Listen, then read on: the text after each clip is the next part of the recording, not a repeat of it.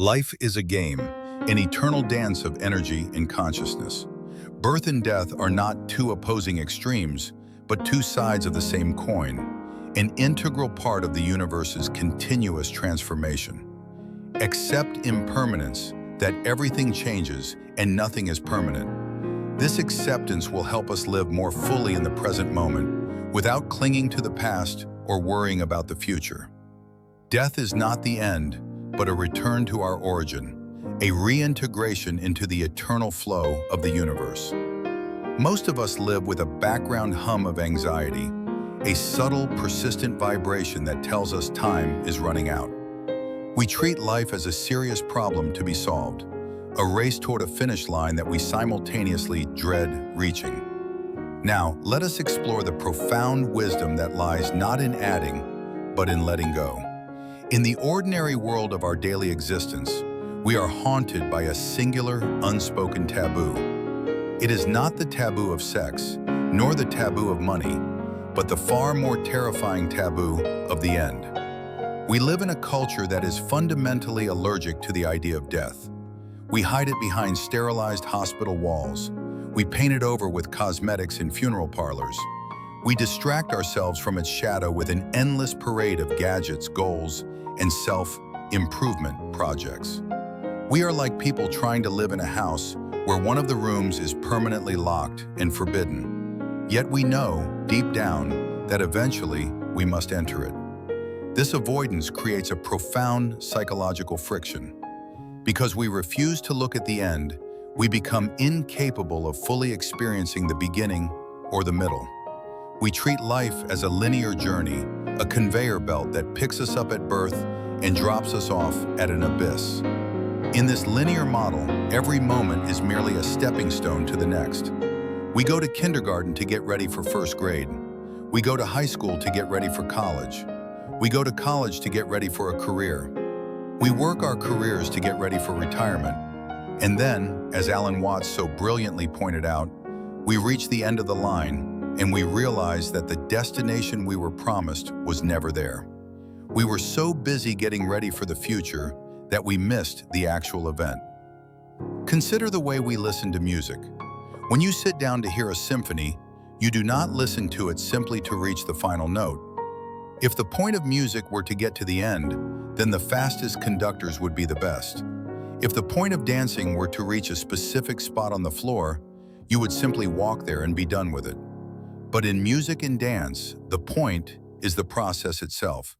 The meaning is in the melody as it unfolds, in the movement as it happens. Life, Watts suggested, is far more like music than it is like a business trip.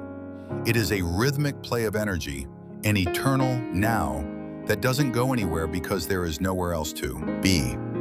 The modern mind struggles with this because we have been conditioned to believe that we are separate entities, little egos trapped inside bags of skin, who are victims of a universe that is indifferent to our survival. We feel like strangers in a strange land. We see nature as something to be conquered, mastered, and outlasted. Death, in this view, is the ultimate defeat. It is the moment the stranger is finally evicted from the house. But this entire struggle is based on a fundamental misunderstanding of what it means to be alive. We perceive ourselves as a permanent I that moves through time. But if you look closely at your own experience, you will find that there is no such permanent thing. Your body is a constant flow. The cells in your skin, your blood, and your brain are dying and being replaced every second. You are not a thing like a rock. You are a pattern like a whirlpool or a flame.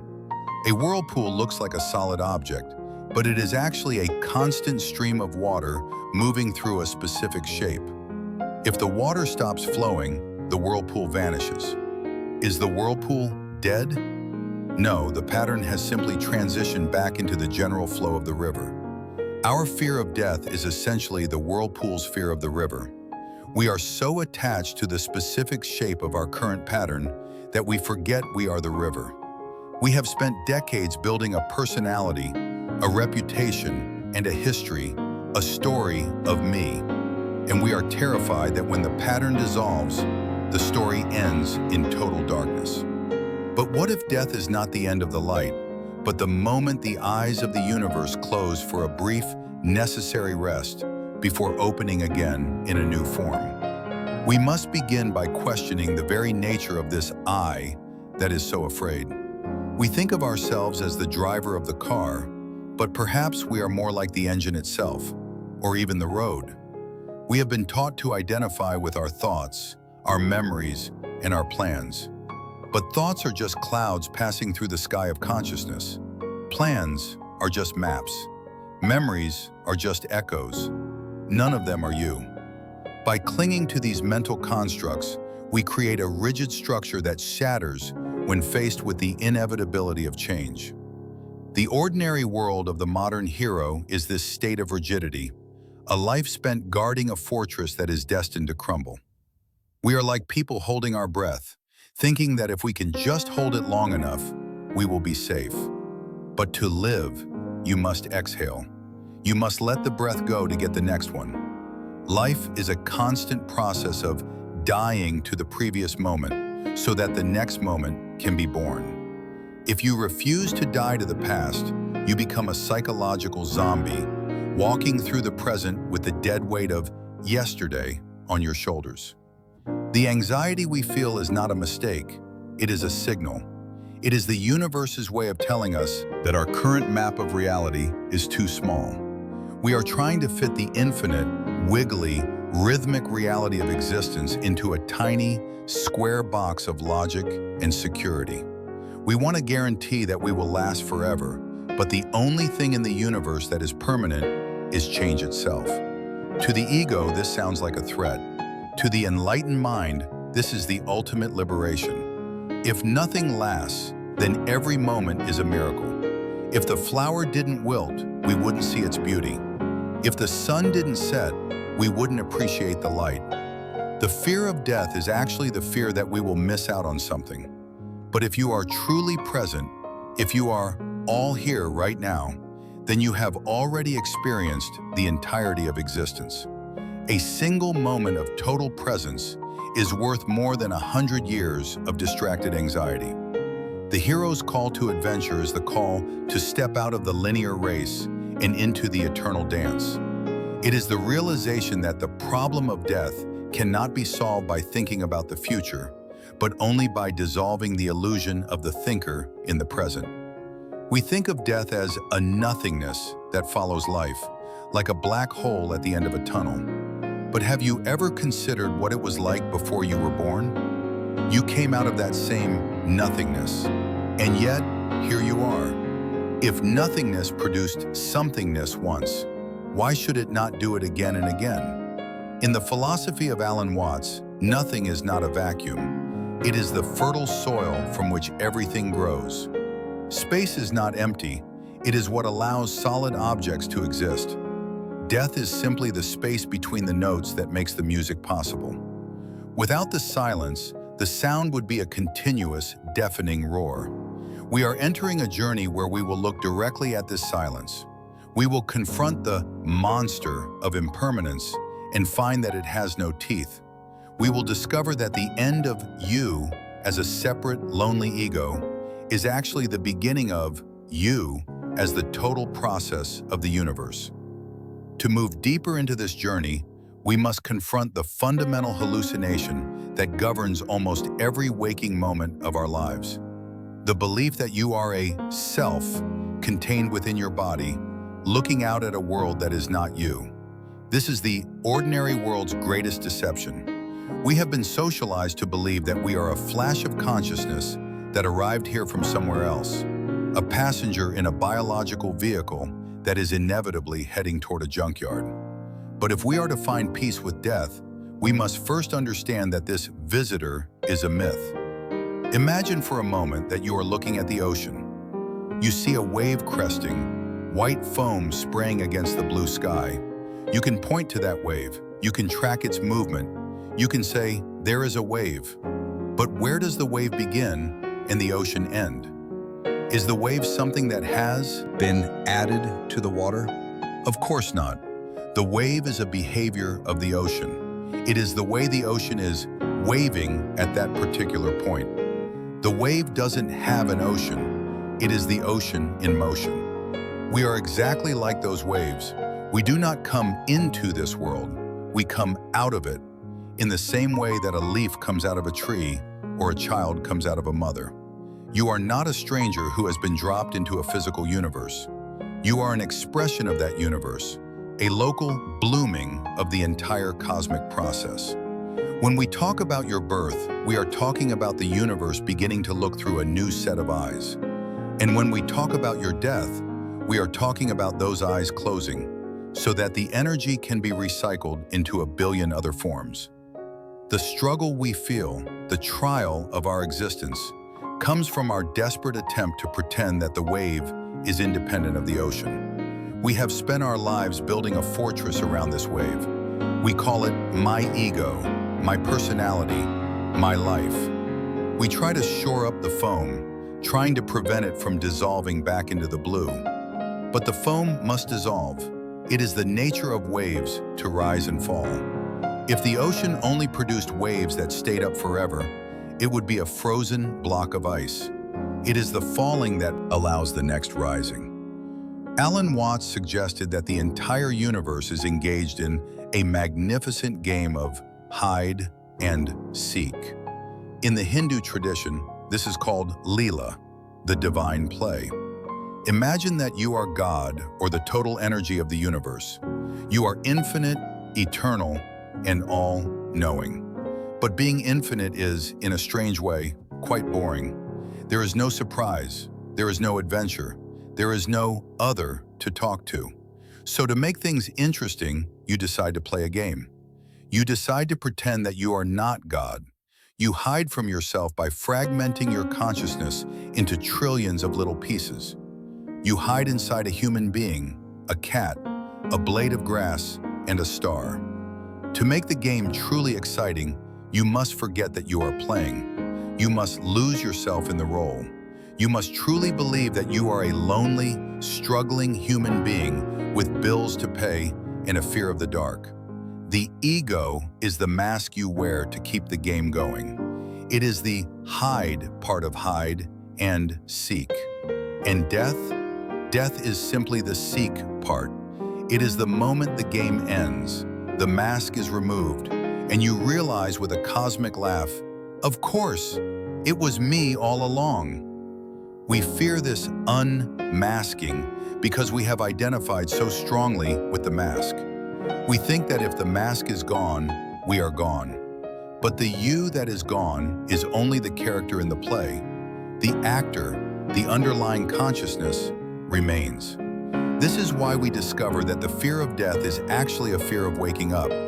We are like children who are so engrossed in a game of make-believe that we are terrified when our mother calls us for dinner.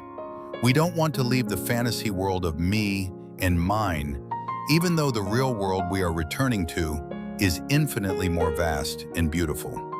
Consider the polarity of existence. We live in a world of on and off, light and dark, sound and silence, yes and no. We like the on positions. We like being, knowing, and living.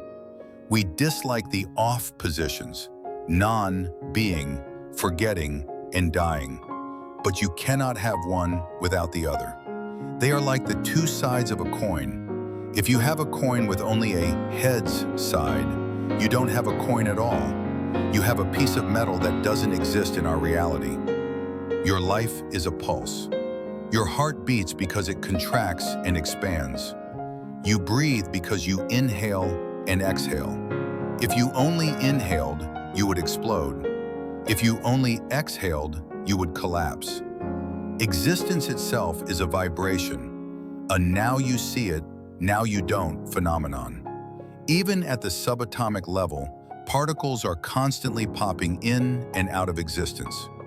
This popping out, this off period, is what we call death. But the off is just the necessary interval that allows the on to be seen. Death is the silence between the musical notes. Without that silence, the music would just be one long, unintelligible scream. We think that after death, there is nothingness. And we imagine nothingness as a dark, cavernous space where we will be bored or lonely for eternity. But you cannot experience nothingness. By definition, nothing is not an experience.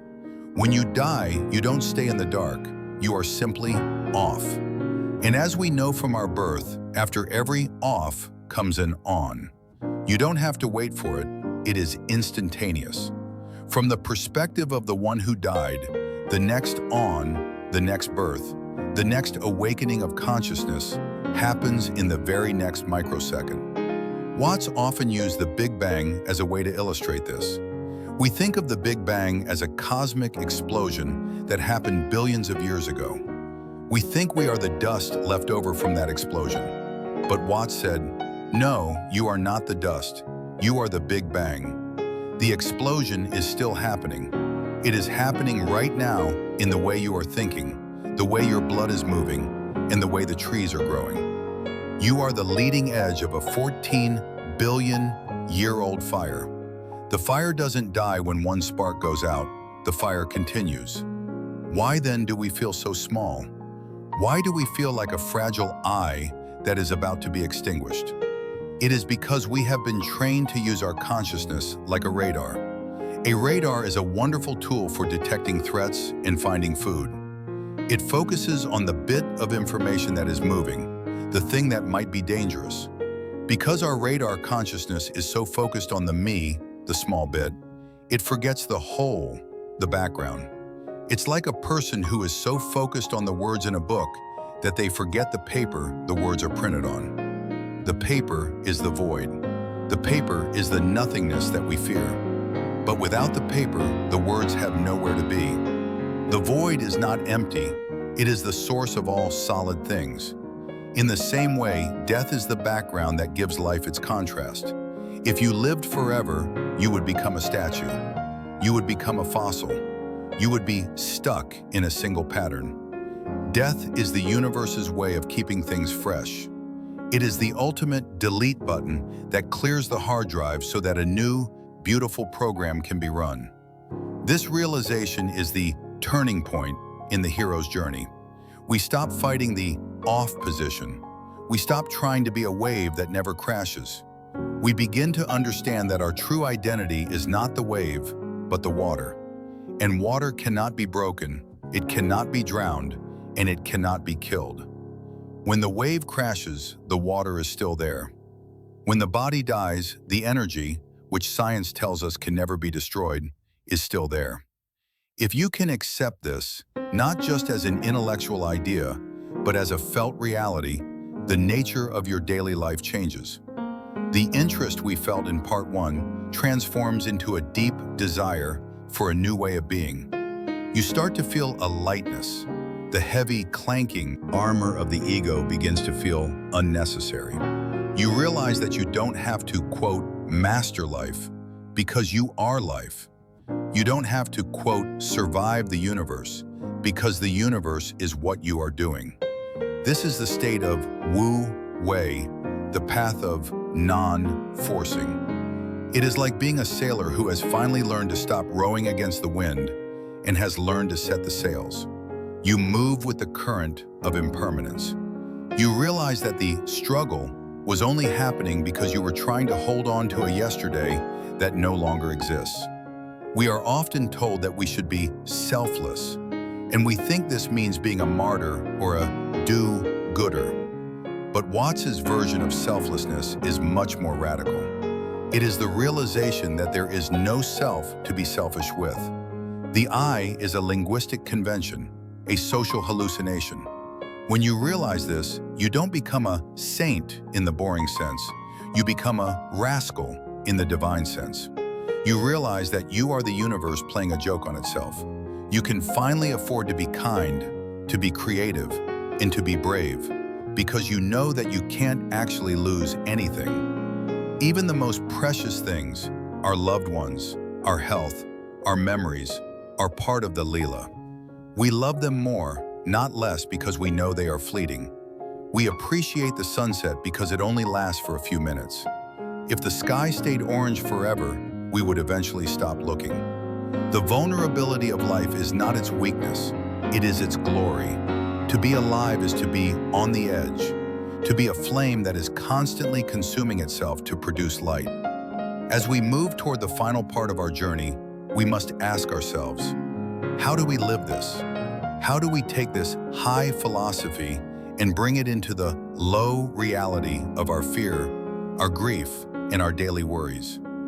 We have met the mentor, we have seen the illusion of the ego, and we have understood the game of hide and seek. Now we must return to the world with the wisdom of insecurity. We must learn to dance on the edge of the abyss and find that the abyss is not a hole, but a home. We return now to the shores of our daily lives, but we do not return as the same people who left. The hero's journey is not a movement across space, but a transformation of the eyes. We have seen that death is not a destination, but a rhythmic interval. We have realized that the ego is not a driver, but a mask. And we have recognized that the nothingness we feared is actually the fertile silence from which all music arises. Now we must learn the final and most vital art, the art of dancing on the edge of the abyss. Alan Watts called this the wisdom of insecurity. In our ordinary world, we spend a staggering amount of energy trying to be secure. We want secure jobs, secure relationships, and secure belief systems that promise us a life after death. We are like people standing in the middle of a raging river, trying desperately to grab hold of the water. But the nature of water is to flow. If you try to grab it, you only get wet and exhausted.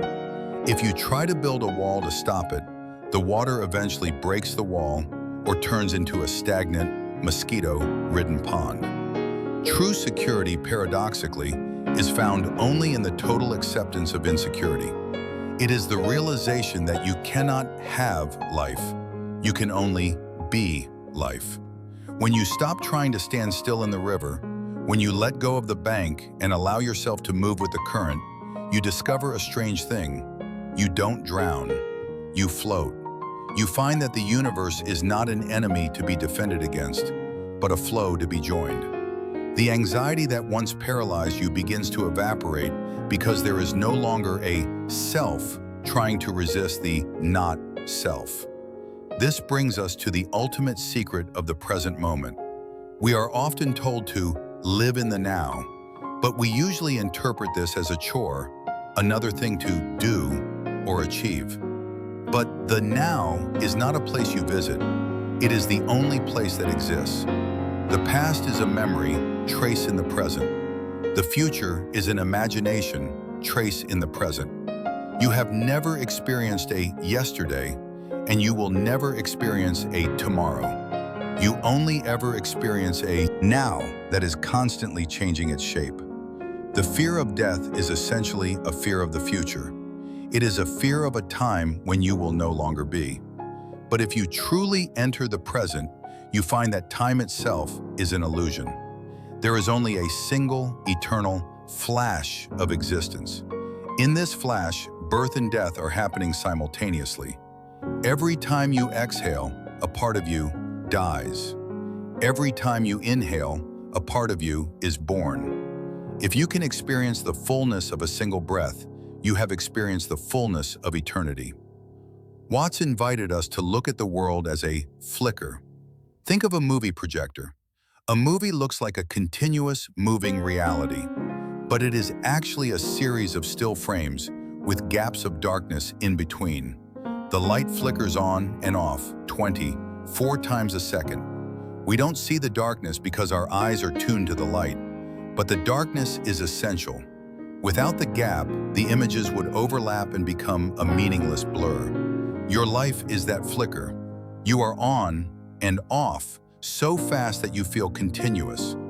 Death is just a slightly longer off period, the space between the scenes of the grand cosmic cinema. So how do we practice this Soder aid for the soul? We start by practicing the exhale. Next time you feel the hum of anxiety, the fear that you are not enough, or that time is slipping away, just stop. Sit quietly and watch your breath. Don't try to breathe better. Just watch.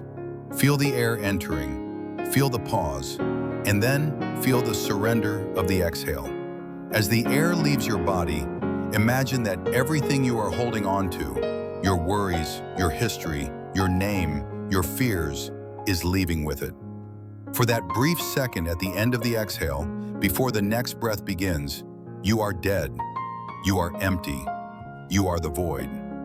And then notice the miracle.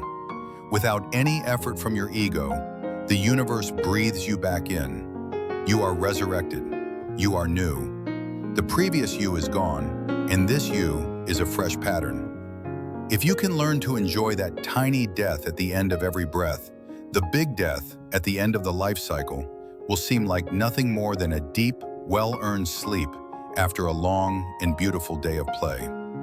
This shift in perspective transforms our morality and our relationships. When you realize that you are the total process, you no longer need to be self-sacrificing in a forced, grim way. You become kind for the same reason you don't bite your own teeth, because the other is just another part of your own body. You realize that saving the world is not a duty, but a natural expression of your own self-interest. Once you realize that the self includes the trees, the air, and the stranger on the street, the victory you bring back from this journey is not a gold medal or a certificate of immortality. It is a smile. It is the cosmic smile of someone who has seen through the prank. You realize that the universe is not a machine that is grinding you down. It is a song that is singing you. And you are the singer, and you are the listener. We have spent so long being serious about life. We have treated it as a struggle for survival, a competition for status, and a war against death. But Alan Watts reminds us that the stars are not trying to shine. The flowers are not trying to bloom. They are just doing it. They are playing. The entire universe is a vast, unnecessary, magnificent display of just being. When you accept impermanence, you finally give yourself permission to join the play. You can afford to be brave. You can afford to be vulnerable. You can afford to love with your whole heart, even though you know it will eventually break. In fact, you love more because it will break. The fragility of the glass is what makes the wine taste so sweet. As we conclude this exploration, I invite you to conduct a small experiment. Tomorrow morning when you wake up, before you check your phone, before you think about your to-do list, just lie there for a moment and listen to the sounds of the world. The birds, the traffic, the wind, the hum of the refrigerator. Don't label them, don't judge them. Just let the sounds play on your ears. Realize that you are not listening to the sounds. The sounds are happening in you. You and the sounds are one single event. Then remember that this entire life, the highs, the lows, the births, and the deaths, is also a sound. It is a vibration in the silence of the great void. You don't have to worry about how the song ends.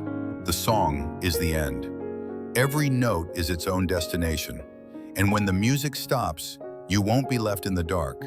You will simply be the silence from which the next song begins. There is a profound peace in this homecoming. We find that the source we have been searching for was never outside of us. We are the seeker, and we are the hide. We are the wave, and we are the ocean. In the light of this realization, death is no longer a monster. It is the ultimate first aid. It is the clearing of the path. It is the return to the root. Go forth now, not as a victim of time, but as the creator of it. Live not for the finish line, but for the dance. And remember that whenever the world feels too heavy, whenever the fear of the end begins to grip you, you can always stop, exhale, and remember. The universe is not a tragedy, it is a play. And you, my friend, are the lead role, the playwright, and the standing ovation, all at once. Thank you for joining me on this journey through the landscape of the soul. If these insights have offered you a moment of clarity, I invite you to carry that peace into your next interaction. Reflect on the flicker of your own life. How would you live this hour if you knew it was a necessary note in a divine symphony? Share your thoughts in the comments and subscribe to continue our walk through the wisdom of the masters. Until next time, keep dancing on the edge. The journey through Alan Watts's perspective on life and death reveals that our greatest fear, the end of the self, is actually the doorway to our greatest liberation. By embracing impermanence, we stop surviving and start living. We find that we are not separate entities in a hostile world, but the very energy of the universe itself, playing a magnificent game of hide and seek.